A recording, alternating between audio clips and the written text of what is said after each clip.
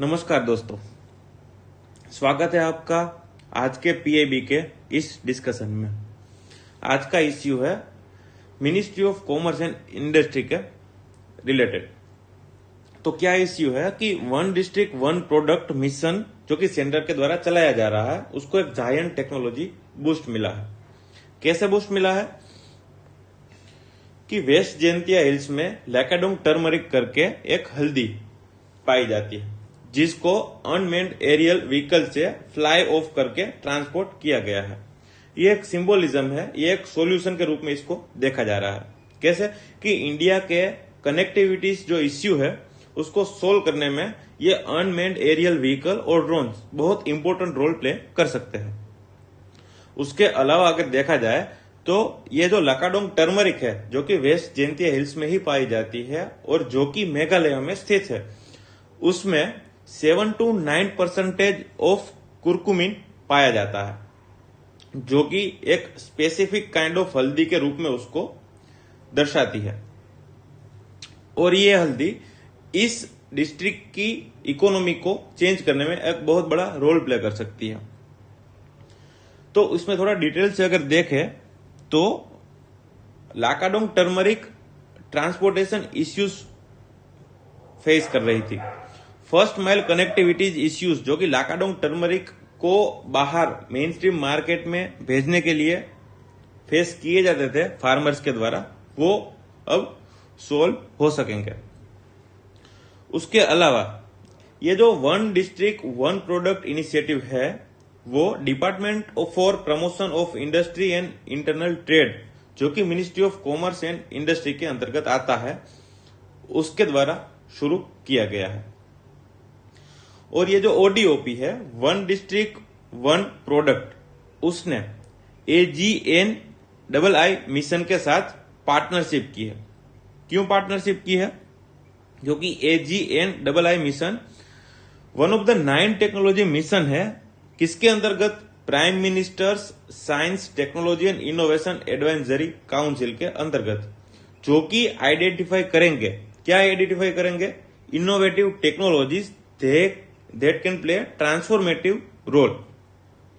ठीक है कि फॉर एग्जांपल ट्रांसपोर्ट में हो, अदर टेक्नोलॉजी प्रोसेसिंग में हो, ये सब टेक्नोलॉजिकल रोल प्ले करने के लिए जो बड़े से इनोवेशन है उसको आइडेंटिफाई करने के लिए ये AGNII मिशन शुरू किया गया है।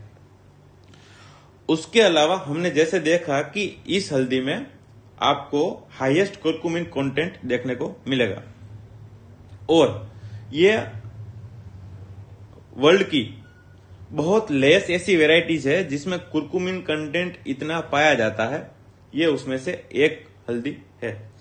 हावेवर मेघालय ने इस टर्मरिक को ज्योग्राफिकल इंडिकेशन पाने के लिए भी अप्लाई किया है। आपको जान के आश्चर्य होगा कि India is the largest producer and exporter of turmeric. ठीक है, 2018 में टर्मरिक का एक्सपोर्ट था $236.5 मिलियन, जो कि 2017 में $182.53 मिलियन ही था।